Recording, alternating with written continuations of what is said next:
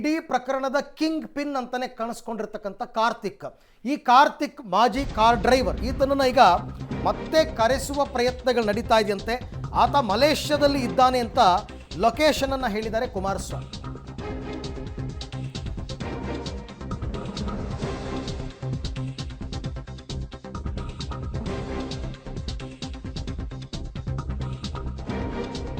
ರೇವಣ್ಣ ಅಶ್ಲೀಲ ವಿಡಿಯೋ ಪ್ರಕರಣ, ಕಾರ್ತಿಕ್ ಮಲೇಷ್ಯಾದಲ್ಲಿದ್ದಾನೆ ಅಂತ ಲೊಕೇಶನ್ ಅನ್ನು HDK ಹೇಳಿದ್ದಾರೆ. ಕಾರ್ತಿಕ್ನನ್ನ ಮಲೇಷ್ಯಾಗೆ ಕಳಿಸಿದ್ದು ಯಾರು, ಆತುರವಾಗಿ ವಿಡಿಯೋ ಬಿಡುಗಡೆ ಮಾಡಿಸಿದ್ದು ಯಾರು, ಪ್ರಜ್ವಲ್ ರೇವಣ್ಣ ಕೇಸ್ಗೆ ಬಿಗ್ ಟ್ವಿಸ್ಟ್ ಅನ್ನು ಕೊಟ್ಟಿದ್ದಾರೆ ಕುಮಾರಸ್ವಾಮಿ.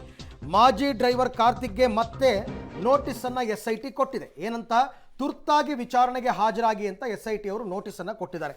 ನೋಟಿಸ್ ತಲುಪಿದ ಕೂಡಲೇ ವಿಚಾರಣೆಗೆ ಹಾಜರಾಗಬೇಕಾಗುತ್ತೆ ಆತ. ಕಾರ್ತಿಕ್ ಯಾರು ಕಳಿಸಿರೋದು? ಮಲೇಷ್ಯಾದಲ್ಲಿದ್ದಾನೆ. ಯಾರು ಕಳಿಸಿರೋದು ಮಲೇಷ್ಯಾಗೆ? ಅವನು ಕಾರ್ತಿಕ್ ಎಲ್ಲವನ್ನೇ ಅವನು ಕಾರ್ತಿಕ್ ಯಾರು ಕಳಿಸಿರೋದು? ಮಲೇಷ್ಯಾದಲ್ಲಿದ್ದಾನೆ.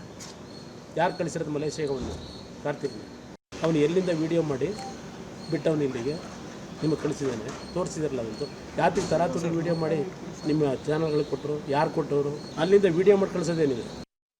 ಓಕೆ, ಈಗ ಆತ ಮಲೇಷ್ಯಾದಲ್ಲಿರಲಿ ಮತ್ತೊಂದು ಕಡೆ ಇರಲಿ SIT ನೋಟಿಸ್ ಕೊಟ್ಟರೆ ಬರಲೇಬೇಕಾಗುತ್ತೆ. ಬಟ್ ಕುಮಾರಸ್ವಾಮಿ ಒಂದಷ್ಟು ಮಾಹಿತಿ ಕಲೆ ಹಾಕ್ತಾ ಇದ್ದಾರೆ. ಇದ್ರ ಹಿಂದೆ ಯಾರಿದ್ದಾರೆ, ಏನು ಎತ್ತ ಅಂತ. ಆ ಮಾಹಿತಿಯನ್ನು ಅವರಿಗೆ ಸಿಕ್ಕ ಕೂಡಲೇ ಅದನ್ನು ಅವರು ಮೀಡಿಯಾ ಮುಂದೆ ಬಿಡುಗಡೆ ಮಾಡ್ತಾರೆ.